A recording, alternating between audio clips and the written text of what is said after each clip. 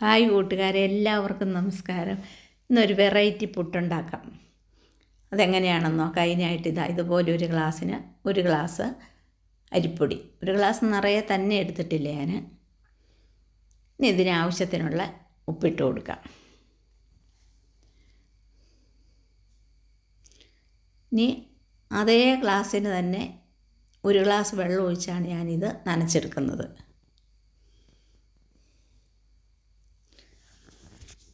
ഇത് നമ്മൾ ചോറ് വെക്കുന്ന പുഴുക്കലരി ഉണ്ടല്ലോ, ആ അരി കുതിർത്ത് പൊടിച്ചെടുത്ത പൊടിയാണിത്. ഈ 1 ഗ്ലാസ് വെള്ളം ഒഴിച്ചാൽ ഇത് അധികം ഒന്നും ആവിയല്ല. നിങ്ങൾ ഓർക്കും ഇത് അധികമല്ലേ എന്ന്. അല്ല, ഇപ്പം കണ്ടു, അത് കുതിർന്ന് വരുമ്പോൾ ഇത് പാകത്തിനുള്ള വെള്ളമാണ്. ഞാൻ കൈകൊണ്ട് നന്നായിട്ടൊന്ന് യോജിപ്പിച്ചതിന് ശേഷം ഒരു 10 മിനിറ്റ് ഒന്ന് വെച്ച് റെസ്റ്റ് ചെയ്യാൻ വെക്കുക. അതിന് ശേഷമാണിത് ഉണ്ടാക്കുന്നത്.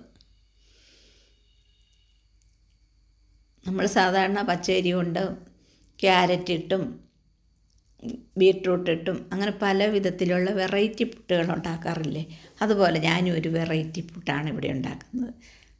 10 മിനിറ്റ് മൂടി വെച്ചതിന് ശേഷം നോക്കാം. അപ്പം ഇതിങ്ങനെ കട്ടയായിട്ട് പോലെ ഇരിക്കുന്നുണ്ടോ, പക്ഷെ നമ്മൾ കൈ കൊണ്ടത് പൊട്ടിച്ചിട്ട് കഴിയുമ്പോൾ നല്ല പോലെ കിട്ടും. ഇനി നമ്മൾ ഏത് പുട്ടുണ്ടാക്കുമ്പോഴാണേലും പുട്ട് നല്ല മയത്തോടു കൂടി സോഫ്റ്റായി കിട്ടാൻ വേണ്ടി എന്ത് ചെയ്യണമെന്ന് വെച്ചാൽ, നമ്മൾ മിക്സിയുടെ ജാറിനകത്തിട്ടിട്ട് ഒറ്റ കറക്ക് അങ്ങനെ എടുക്കുമ്പോൾ ഏത് പുട്ടുണ്ടാക്കുമ്പോഴും നല്ല സോഫ്റ്റായിട്ട് കിട്ടും. ഇതും അതുപോലെ തന്നെ ഞാൻ ഒറ്റ പ്രാവശ്യം ഒന്ന് കറക്കി എടുക്കുകയാണ്.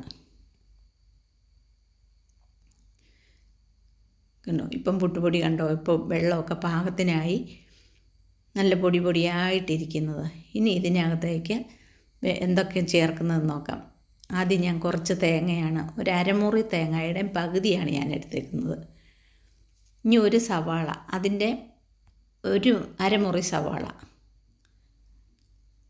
ഒരു പച്ചമുളക് ചെറുതായിട്ട് അരിഞ്ഞത്, ഒരു കഷ്ണം ഇഞ്ചി അരിഞ്ഞത്, കുറച്ച് കറിവേപ്പില അരിഞ്ഞത്. ഇതെല്ലാം നമ്മൾ അരിഞ്ഞെടുക്കുമ്പോൾ ഏറ്റവും ചെറുതായിട്ട് അരിഞ്ഞെടുക്കാവോ, അത്രയും നല്ലതാണ്. ഇനി ഇത് വെറൈറ്റി പുട്ടാണെന്ന് ഞാൻ പറഞ്ഞില്ലേ, എന്താണെന്നറിയാവോ, കുറച്ച് ചെറുപയർ പുഴുങ്ങിയതാണ്. ഉപ്പിട്ട് പുഴുങ്ങി വെച്ചിരുന്നതാണ് ഞാനിത്. ഇത് ഞാൻ വീഡിയോയിൽ കാണിച്ചില്ലെന്നേ ഉള്ളൂ. പയർ പുഴുങ്ങി എടുക്കുമ്പം പ്രത്യേകം ശ്രദ്ധിക്കേണ്ട ഒരു കാര്യം എന്താണെന്ന് വെച്ചാൽ, പയർ വെന്ത് അങ്ങ് കുഴഞ്ഞു പോകരുത്, ഇതുപോലെ വെറുന്ന് കിടക്കണം. ഇനി എല്ലാം കൂടി ഒന്ന് മിക്സ് ചെയ്ത് യോജിപ്പിച്ച് നമുക്കെടുക്കാം.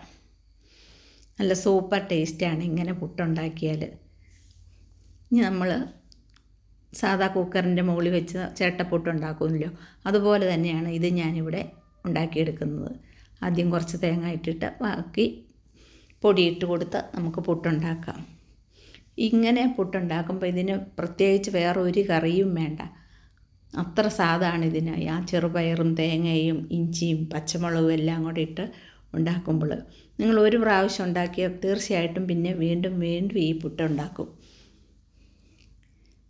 ആദ്യത്തെ ഞാൻ ചെയ്ത് ഒരു 10 മിനിറ്റ് കഴിഞ്ഞാണ് ഞാനിത് എടുക്കുന്നത്. ആദ്യം വെക്കുമ്പം കുറച്ച് താമസം ഉണ്ടല്ലോ, ഒരു 10 മിനിറ്റ്.